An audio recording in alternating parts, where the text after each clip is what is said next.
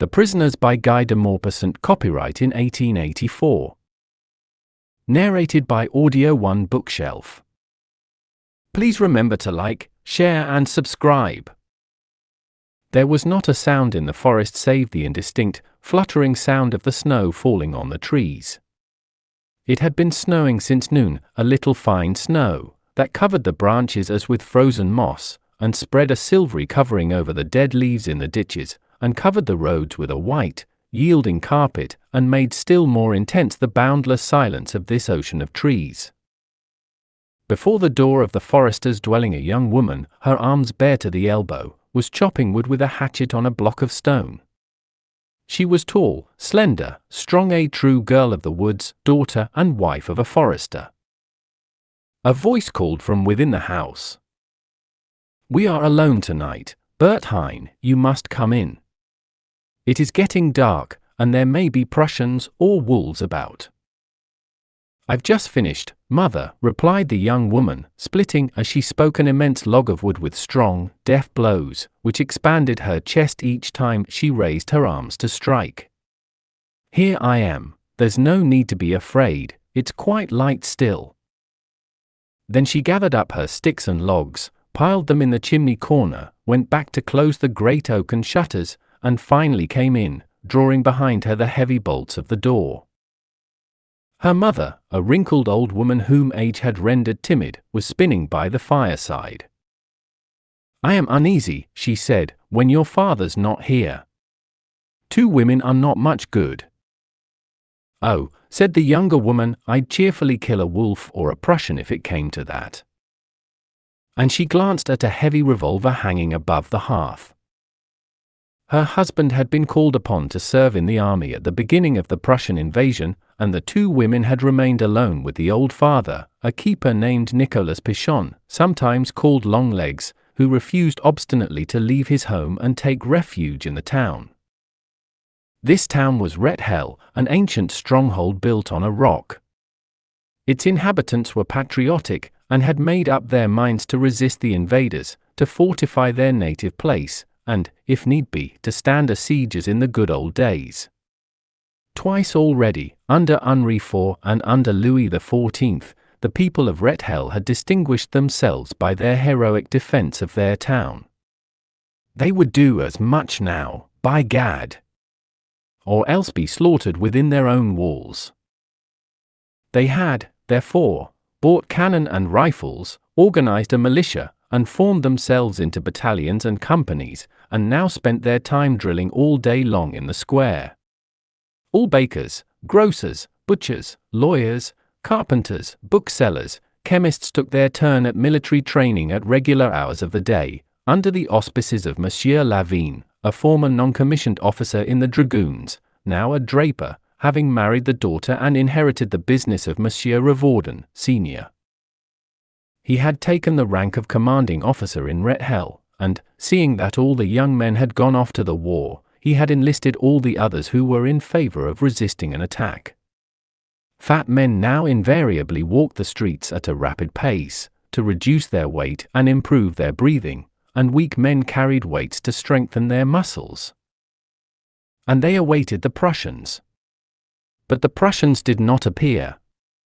They were not far off, however, for twice already their scouts had penetrated as far as the forest dwelling of Nicolas Pichon, called Longlegs. The old keeper, who could run like a fox, had come and warned the town. The guns had been got ready, but the enemy had not shown themselves. Longlegs' dwelling served as an outpost in the Aveline forest. Twice a week the old man went to the town for provisions, and brought the citizens news of the outlying district. On this particular day he had gone to announce the fact that a small detachment of German infantry had halted at his house the day before, about 2 o'clock in the afternoon, and had left again almost immediately. The non-commissioned officer in charge spoke French. When the old man set out like this he took with him his dogs, two powerful animals with the jaws of lions as a safeguard against the wolves, which were beginning to get fierce, and he left directions with the two women to barricade themselves securely within their dwelling as soon as night fell. The younger feared nothing, But her mother was always apprehensive, and repeated continually, "We'll come to grief one of these days. You see if we don't." This evening she was, if possible, more nervous than ever. "Do you know what time your father will be back?" she asked. "Oh, not before 11, for certain. When he dines with the commandant is always late." And Bertine was hanging her pot over the fire to warm the soup when she suddenly stood still, listening attentively to a sound that had reached her through the chimney. "There are people walking in the wood," she said, 7 or 8 men at least. The terrified old woman stopped her spinning wheel and gasped, "Oh, my God! And your father not here?" She had scarcely finished speaking when a succession of violent blows shook the door. As the woman made no reply, a loud, guttural voice shouted, "Open the door!" After a brief silence, the same voice repeated, "Open the door or I'll break it down." Bertine took the heavy revolver from its hook, slipped it into the pocket of her skirt, and, putting her ear to the door, asked, "Who are you?" demanded the young woman. "What do you want?" "The detachment that came here the other day," replied the voice. "My men and I have lost our way in the forest since morning. Open the door or I'll break it down." The forester's daughter had no choice. She shot back the heavy bolts, threw open the ponderous shutter, and perceived in the wan light of the snow 6 men, 6 Prussian soldiers, the same who had visited the house the day before. "What are you doing here at this time of night?" she asked dauntlessly. "I lost my bearings," replied the officer, "lost them completely. Then I recognized this house. I've eaten nothing since morning, nor my men either. But I'm quite alone with my mother this evening," said Bertine. "Never mind," replied the soldier, who seemed a decent sort of fellow. "We won't do you any harm, but you must give us something to eat. We are nearly dead with hunger and fatigue." Then the girl moved aside. "Come in," she said. Then entered, covered with snow, their helmets sprinkled with a creamy-looking froth, which gave them the appearance of meringues. They seemed utterly worn out. The young woman pointed to the wooden benches on either side of the large table. "Sit down," she said, "and I'll make you some soup. You certainly look tired out, and no mistake." Then she bolted the door afresh. She put more water in the pot, added butter and potatoes, then, taking down a piece of bacon from a hook in the chimney urner, cut it in 2 and slipped half of it into the pot. The 6 men watched her movements with hungry eyes. They had placed their rifles and helmets in a corner and waited for supper, as well behaved as children on a school bench. The old mother had resumed her spinning, casting from time to time a furtive and uneasy glance at the soldiers. Nothing was to be heard save the humming of the wheel, the crackling of the fire, and the singing of the water in the pot. But suddenly a strange noise, a sound like the harsh breathing of some wild animal sniffing under the door, startled the occupants of the room. The German officer sprang toward the rifles. Bertine stopped him with a gesture, and said, smilingly, "It's only the wolves. They are like you, prowling hungry through the forest." The incredulous man wanted to see with his own eyes, and as soon as the door was opened he perceived 2 large greyish animals disappearing with long, swinging trot into the darkness. He returned to his seat, muttering, "I wouldn't have believed it." And he waited quietly till supper was ready. The men devoured their meal voraciously, with mouths stretched to their ears that they might swallow the more. Their round eyes opened at the same time as their jaws, and as the soup coursed down their throats it made a noise like the gurgling of water in a rainpipe. The 2 women watched in silence the movements of the big red beards. The potatoes seemed to be engulfed in these moving fleeces. But as they were thirsty, the forester's daughter went down to the cellar to draw them some cider. She was gone some time.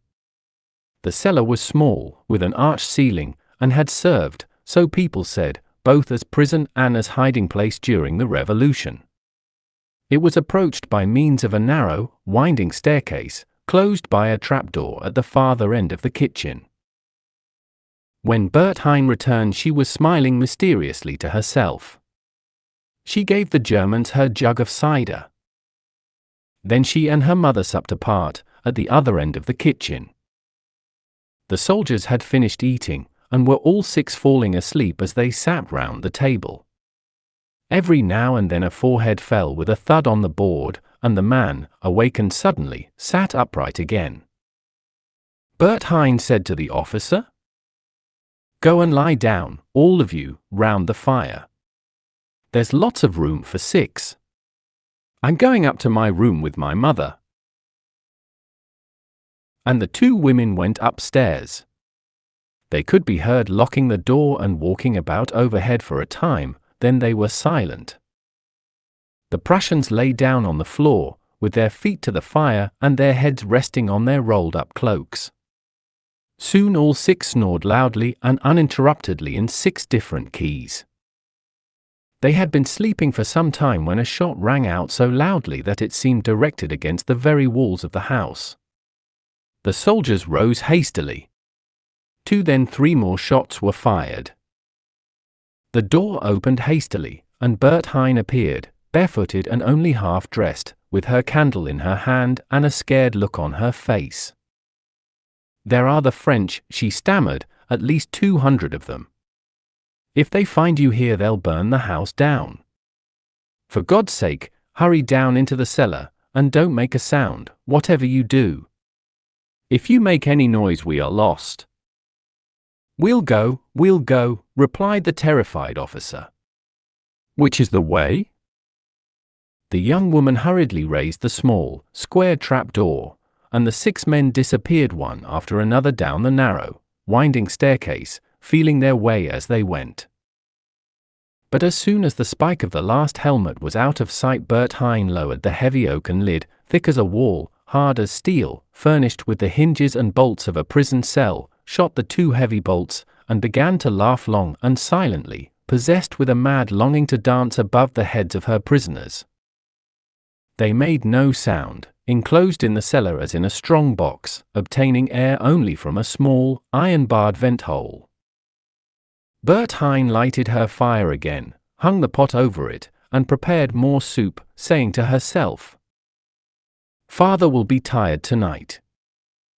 Then she sat and waited. The heavy pendulum of the clock swung to and fro with a monotonous tick. Every now and then the young woman cast an impatient glance at the dial, glance which seemed to say, "I wish he'd be quick." But soon there was a sound of voices beneath her feet. Low, confused words reached her through the masonry which roofed the cellar. The Prussians were beginning to suspect the trick she had played them, and presently the officer came up the narrow staircase and knocked at the trap-door. "Open the door," he cried. "What do you want?" she said, rising from her seat and approaching the cellarway. "Open the door." "I won't do any such thing." "Open it or I'll break it down," shouted the man angrily. She laughed. "Hammer away, my good man. Hammer away." He struck with the butt end of his gun at the closed oaken door. But it would have resisted a battering ram. The forester's daughter heard him go down the stairs again. Then the soldiers came one after another and tried their strength against the trap door. But, finding their efforts useless, they all returned to the cellar and began to talk among themselves. The young woman heard them for a short time, then she rose, opened the door of the house, looked out into the night, and listened. A sound of distant barking reached her ear. She whistled just as a huntsman would, and almost immediately 2 great dogs emerged from the darkness and bounded to her side. She held them tight and shouted at the top of her voice, "Hello, father!" A far-off voice replied, Hello, Bert Hine. She waited a few seconds, then repeated, Hello, father. The voice, nearer now, replied, Hello, Bert Hine. Don't go in front of the vent hole, shouted his daughter. There are Prussians in the cellar. Suddenly the man's tall figure could be seen to the left, standing between two tree trunks. Prussians in the cellar? He asked anxiously. What are they doing? The young woman laughed. They are the same as were here yesterday. They lost their way, and I've given them free lodgings in the cellar. She told the story of how she had alarmed them by firing the revolver, and had shut them up in the cellar. The man, still serious, asked, But what am I to do with them at this time of night? Go and fetch Monsieur Lavigne with his men, she replied. He'll take them prisoners. He'll be delighted. Her father smiled. So he will delighted. Here's some soup for you, said his daughter. Eat it quick, and then be off. The old keeper sat down at the table, and began to eat his soup, having first filled 2 plates and put them on the floor for the dogs. The Prussians, hearing voices, were silent. Longlegs set off a quarter of an hour later, and Bert Hine, with her head between her hands, waited. The prisoners began to make themselves heard again. They shouted, called, and beat furiously with the butts of their muskets against the rigid trapdoor of the cellar. Then they fired shots through the vent hole, hoping, no doubt, to be heard by any German detachment which chanced to be passing that way. The forester's daughter did not stir, but the noise irritated and unnerved her. Blind anger rose in her heart against the prisoners. She would have been only too glad to kill them all, and so silence them. Then, as her impatience grew, she watched the clock, counting the minutes as they passed. Her father had been gone an hour and a half. He must have reached the town by now. She conjured up a vision of him telling the story to Monsieur Lavigne, who grew pale with emotion, and rang for his servant to bring him his arms and uniform. She fancied she could bear the drum as it sounded the call to arms. Frightened faces appeared at the windows. The citizen soldiers emerged from their houses half-dressed, out of breath, buckling on their belts, and hurrying to the commandant's house. Then the troop of soldiers, with Longlegs at its head, set forth through the night and the snow toward the forest. She looked at the clock. They may be here in an hour. A nervous impatience possessed her. The minutes seemed interminable. Would the time never come? At last the clock marked the moment she had fixed on for their arrival. And she opened the door to listen for their approach. She perceived a shadowy form creeping toward the house. She was afraid, and cried out. But it was her father. They have sent me, he said, to see if there is any change in the state of affairs. No, none. Then he gave a shrill whistle. Soon a dark mass loomed up under the trees, the advance guard, composed of 10 men. Don't go in front of the vent hole, repeated Longlegs at intervals. And the first arrivals pointed out the much-dreaded vent hole to those who came after. At last the main body of the troop arrived, in all 200 men, each carrying 200 cartridges. Monsieur Lavigne, in a state of intense excitement, posted them in such a fashion as to surround the whole house, save for a large space left vacant in front of the little hole on a level with the ground, through which the cellar derived its supply of air. Monsieur Lavigne struck the trapdoor a blow with his foot, and called, "I wish to speak to the Prussian officer." The German did not reply. "The Prussian officer," again shouted the commandant. Still no response. For the space of 20 minutes Monsieur Lavigne called on this silent officer to surrender with bag and baggage, promising him that all lives should be spared, and that he and his men should be accorded military honors. But he could extort no sign either of consent or of defiance. The situation became a puzzling one. The citizen soldiers kicked their heels in the snow, slapping their arms across their chest, as cab drivers do, to warm themselves, and gazing at the vent hole with a growing and childish desire to pass in front of it. At last one of them took the risque man named Pottevin, who was fleet of limb. He ran like a deer across the zone of danger. The experiment succeeded. The prisoners gave no sign of life. A voice cried, "There's no one there!" And another soldier crossed the open space before the dangerous vent hole. Then this hazardous sport developed into a game. Every minute a man ran swiftly from one side to the other, like a boy playing baseball, kicking up the snow behind him as he ran. They had lighted big fires of dead wood at which to warm themselves, and the figures of the runners were illumined by the flames as they passed rapidly from the camp on the right to that on the left. Someone shouted, "It's your turn now, Maloison." Maloison was a fat baker whose corpulent person served to point many a joke among his comrades. He hesitated. They chaffed him. Then, nerving himself to the effort, he set off at a little, waddling gait, which shook his fat paunch and made the whole detachment laugh till they cried. "Bravo, bravo, Maloison," they shouted for his encouragement. He had accomplished about 2/3 of his journey when a long, crimson flame shot forth from the vent hole. A loud report followed, and the fat baker fell face forward to the ground, uttering a frightful scream. No one went to his assistance. Then he was seen to drag himself, groaning, on all fours through the snow until he was beyond danger, when he fainted. He was shot in the upper part of the thigh. After the first surprise and fright were over, they laughed at him again. But Monsieur Lavigne appeared on the threshold of the forester's dwelling. He had formed his plan of attack. He called in a loud voice, "I want Planchu, the plumber, and his workmen." 3 men approached. "Take the eaves troughs from the roof." In a quarter of an hour they brought the commandant 30 yards of pipes.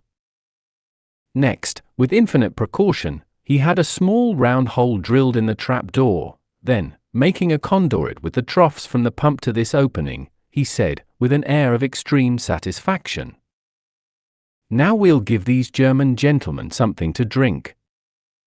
A shout of frenzied admiration, mingled with uproarious laughter, burst from his followers. And the commandant organized relays of men, who were to relieve one another every 5 minutes. Then he commanded, "Pump!" And, the pump handle having been set in motion, a stream of water trickled throughout the length of the piping, and flowed from step to step down the cellar stairs with a gentle, gurgling sound. They waited. An hour passed, then 2, then 3. The commandant, in a state of feverish agitation, walked up and down the kitchen, putting his ear to the ground every now and then to discover, if possible, what the enemy were doing and whether they would soon capitulate. The enemy was astir now. They could be heard moving the casks about, talking, splashing through the water. Then, about 8 o'clock in the morning, a voice came from the vent hole, "I want to speak to the French officer." Lavigne replied from the window, taking care not to put his head out too far. "Do you surrender?" "I surrender." "Then put your rifles outside." A rifle immediately protruded from the hole, and fell into the snow, then another and another, until all were disposed of. And the voice which had spoken before said, "I have no more. Be quick! I am drowned." "Stop pumping," ordered the commandant. And the pump handle hung motionless. Then, having filled the kitchen with armed and waiting soldiers, he slowly raised the oaken trapdoor. For heads appeared, soaking wet, for fair heads with long, sandy hair, and one after another the 6 Germans emerged, scared, shivering, and dripping from head to foot. They were seized and bound. Then, as the French feared a surprise, they set off at once in 2 convoys, one in charge of the prisoners, and the other conducting Malvoisin on a mattress borne on poles. They made a triumphal entry into Ret Hell. Monsieur Lavigne was decorated as a reward for having captured a Prussian advance guard, and the fat baker received the military medal for wounds received at the hands of the enemy. Thanks for watching, and please remember to like, share and subscribe.